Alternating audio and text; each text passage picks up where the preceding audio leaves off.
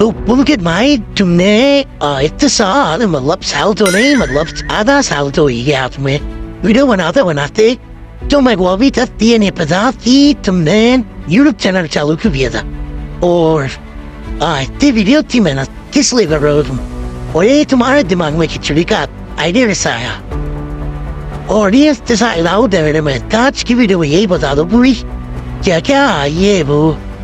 तो इसने सवाल तो बिल्कुल सही उठाया है कि मेरी चैनल की जो खिचड़ी है उसका ओरिजिन कैसे आया होगा, पर इसने मेरे हिसाब से हमारी पहले की वीडियोस नहीं देखी है। इसके लिए तो इसे सज़ा मिलनी चाहिए, तो मैं इसको बाद में सज़ा दे दूंगा। पर मेरे को लगता है कि इसके जैसे ही बहुत सारे लोग हैं जिन्हें अभी तक पता नहीं है हमारे चैनल का नाम खिचड़ी क्यों है और मैंने ये क्यों रखा है, तो ये बताना मेरे हिसाब से बहुत ज़रूरी है। और आज है डे 55 में भी, तो आज हम बताने जा रहे हैं कि हमारे चैनल का नाम खिचड़ी क्यों रखा है। तो उससे पहले मेरे को लगता है कि हमें बता देना चाहिए कि रियल खिचड़ी का ओरिजिन कहाँ से आया, क्योंकि अगर रियल खिचड़ी का ओरिजिन नहीं पता होगा तो हमारी खिचड़ी कैसे बनेगी। तो let's start with the real khichdi's origin. हाँ, तो ये कुछ बात है 1500 से 600 BCE के बीच में, जब एंशियंट पीरियड में ये खाई जाती थी खींचा नाम से। इसको पहले खींचा कहते थे और इसमें बस मूंग दाल और चावल के जो मिक्स करते हैं हम, उससे इसको बनाया जाता था उबाल के, जो कि हम बहुत ही अच्छी मानी जाती है आयुर्वेदा में। एज वी नो कि ऐसे त्रिदोषा बैलेंसिंग फूड भी कहा जाता है आयुर्वेदा में, क्योंकि ये हमारी बॉडी को डिटॉक्स करने में मदद करता है। और जब थोड़ा टाइम निकलता है, जब हम एंशियंट पीरियड से मुगल पीरियड में जाते हैं, तो हम देखते हैं कि ये मुगलों को भी बहुत पसंद आई थी। उनकी जीभ पे भी इसका ही स्वाद आता था, क्योंकि ये उनको बहुत ज्यादा ही पसंद आ गई थी और उनने इसमें थोड़ी मॉडिफिकेशन भी कर दी थी। जैसे कि वो अब इसके अंदर, जैसे पहले हम खिचड़ी में दाल और चावल मिलाते थे, वैसे ही इनने मसाले, वेजिटेबल्स, घी वगैरह वगैरह मिक्स करने लग गए, जिससे कि इसका टेस्ट और इन्हांस हो गया, जो कि आज हम खाते हैं। एज वी नो मसाला खिचड़ी बनती है। और अब जैसे ही हम मॉडर्न पीरियड में जाते हैं तो ब्रिटिशर्स को भी बहुत पसंद आई। और ये बोला जाए तो जो मुगल पीरियड था, तो उसमें ये अकबर के ज़माने में कोई किताब थी अकबरी, जिसमें इसका जिक्र किया गया है कि अकबर की भी जो रॉयल किचन थी उसमें भी ये बनती थी। और ये बहुत ही बेनिफिशियल फूड है हमारी बॉडी के लिए, जो कि इसके लिए मैं मानता हूँ, जैसे आज हमें अगर टेस्ट के लिए चाहिए तो हम मसाला खिचड़ी खाते हैं, और अगर कोई बीमार है तो उसे कोई उबली खिचड़ी खिलाते हैं, जैसे एंशियंट पीरियड में खाते थे हम। मतलब मैं तो था नहीं एंशियंट पीरियड में, पर जब एंशियंट पीरियड में उबली खिचड़ी बनाते थे दाल और चावल के साथ, सिर्फ उसमें कोई ज्यादा टेस्ट तो होता नहीं था, पर वो अच्छी रहती थी बॉडी के लिए, तो वो खाते थे। तो आज भी हम उन्हें खिलाते हैं ताकि वो सही हो जाए, क्योंकि और कुछ फूड हम खिला नहीं सकते उस टाइम पे, और इससे थोड़ी ताकत भी मिलती है शरीर को। और इसके बारे में इंडिया के जो मुद्दे होते हैं उठते हैं, उसमें भी बात की गई है कि इसे नेशनल डिश बनाया जाए इंडिया की। इसके मुद्दे बहुत बार उठ चुके हैं, और मैं तो मानता हूँ कि ये जो खिचड़ी है, ये मतलब कोई गरीब अमीर में भी अंतर नहीं करता कुछ, क्योंकि गरीब हो या अमीर सब खिचड़ी खाते ही हैं। सबके घर में एक ना एक बार तो खिचड़ी बनती है, चाहे वो कितने ही अमीर हो, चाहे वो कितने ही गरीब हो। और भारत में इसे अलग अलग राज्यों में अलग अलग नामों से जाना जाता है, और जो कि बहुत ही गर्व वाली बात है कि एक ही डिश को अलग अलग राज्यों में बनाया जाता है। क्योंकि ये मानते हैं ना कि अगर साउथ में डोसा बनता है तो मे बी नॉर्थ में आलू के पराठे हैवी फूड और साउथ में लाइट, पर साउथ में भी खिचड़ी बनती है और नॉर्थ में भी खिचड़ी बनती है, वेस्ट में भी, ईस्ट में भी, सब जगह खिचड़ी बनती है। तो आई थिंक कि this is the best food we can have. तो ये एक बहुत पुरानी कहानी है, जैसा कि हम मान सकते हैं। इस कहानी को कुछ 400-500 साल हो चुके हैं। और उस टाइम पे मैं विला बैठा हुआ था और उस टाइम पे मेरे 10th के बोर्ड के एग्जाम थे, जो कि पिछले साल थे। और हम कह सकते हैं कि जब मैं बैठा हुआ था उस टाइम पे पढ़ाई नहीं चल रही थी, क्योंकि ये बोर्ड्स का भी एंडिंग का टाइम भी नहीं था, स्टार्टिंग का टाइम भी नहीं था, बीच का टाइम था। तो हम चिल थे। तो उस टाइम पे मेरे हिसाब से हर बच्चा चिल ही रहता है। तो हम बैठे हुए थे, तो एकदम से मेरे भाई ने, तिलक ने, आप जानते होंगे सब, तो उसने क्या किया, यूट्यूब चालू कर दिया, मतलब टीवी पे। फिर उसने क्या किया, मिस्टर बीस्ट की कोई वीडियो डाल दी चलाने को।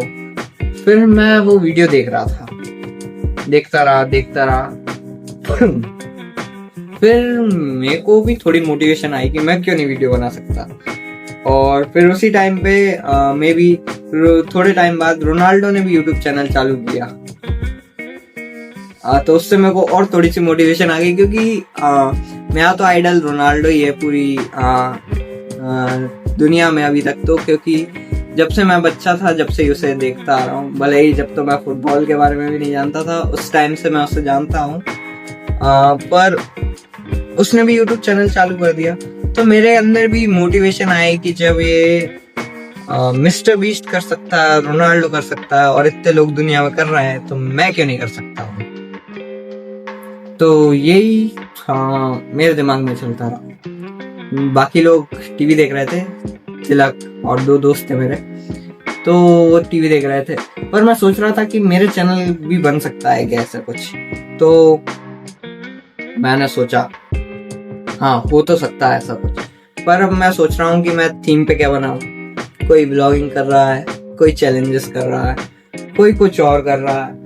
तो मैंने बोला मैं क्या करूं, मेरे लिए क्या बचा है। क्योंकि मेरे हिसाब से कोई जब कुछ नया करता है, जब भी उसे थोड़ी रीच मिल पाती है यूट्यूब पे। तो मैंने सोचता रहा। तो मैंने सोचा यार, ऐसा कुछ बचा तो नहीं है, सबने सब कुछ डिस्कवर कर लिया है, सब कुछ ट्राई कर चुके हैं, मैं बहुत लेट हो चुका हूँ। तो फिर मैंने सोचा कि ऐसी बात नहीं है, लेट नहीं हुआ है, इन सब ने मेरे लिए एक रास्ता बना दिया है जिससे मैं अपना चैनल खोल सकता हूँ। तो मैंने सोचा कि मैं खिचड़ी बनाऊंगा, कुकिंग वाली खिचड़ी नहीं, मतलब ये जो कंटेंट इतने सारे लोगों ने बनाए हैं उसकी खिचड़ी बनाऊंगा मैं। सबका कंटेंट मैं चोरी करूंगा मतलब मैं व्लॉगिंग भी करूंगा, गेमिंग भी करूंगा, चैलेंजेस भी करूंगा, अलग अलग चीजें करूंगा, मतलब सारे कंटेंट की खिचड़ी बनाई है मैंने। तो यही था मेरे खिचड़ी के पीछे का कंसेप्ट। और जो खिचड़ी नाम आया मेरे दिमाग में, तो मेरे दिमाग में उस टाइम पे कंटेंट की भरमार आ रही थी, भरपूर कंटेंट था, मतलब ऐसे लहरें चल रही थी इधर उधर। तो मेरे दिमाग में क्या, मैंने फिर एकदम से एक लाइन बोली, अरे यार मेरे दिमाग में खिचड़ी बन रही है कुछ। तो फिर मेरे को ये समझ में आया कि क्यों ना इस चैनल का नाम खिचड़ी रखा जाए। सो आई थिंक कि यही है स्टोरी मेरी चैनल की, क्यों मैंने चैनल का नाम खिचड़ी रखा। और एज आई कैन से कि मैं यूट्यूब पे क्यों आया हूँ, क्योंकि आई लाइक मेकिंग वीडियोस। कभी कभी इतने व्यूज भी नहीं आते, कभी कभी कुछ नहीं होता, मतलब रीच नहीं मिल पाती वीडियोस को किसी को, पर I like making videos, so that's why अभी तक टिका हुआ हूँ मैं यहाँ पे। नहीं तो वैसे तो मैंने जब व्लॉगिंग चालू करी थी चैलेंज, तो 10 दिन में मेरे को लग रहा था कि क्यों कर रहा हूँ मैं ये फालतू की चीज, क्यों इससे कुछ फायदा हो नहीं रहा मेरे को। पर पता नहीं कहाँ से मोटिवेशन आ जाती है मेरे अंदर, और मैं अभी 55 दिन तक तो सरवाइव कर चुका हूँ। और आई थिंक कि 365 डेज भी पूरे करेंगे हम। आपका अगर सपोर्ट बना रहा तो हम बिल्कुल 365 डेज पूरे करेंगे। तो अब आ जाते हैं 400-500 साल पुरानी बात से अभी।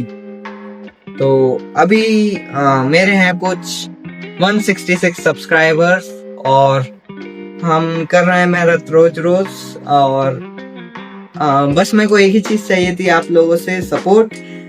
तो बस मैं यही कहना चाहूँगा, सपोर्ट करते रहिए, हंसते रहिए और हमारी वीडियोस देखते रहिए। और यही था हमारी खिचड़ी का ओरिजिन।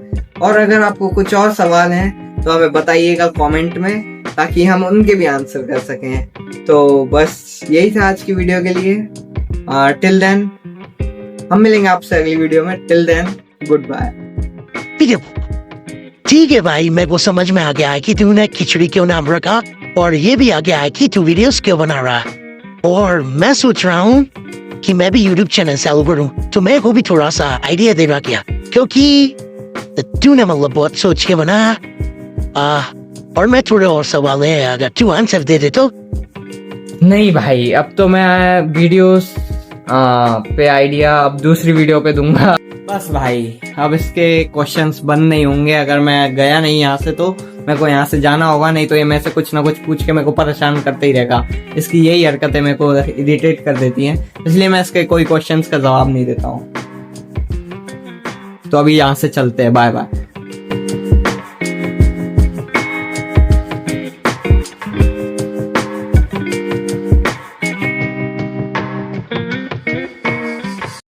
Goodbye.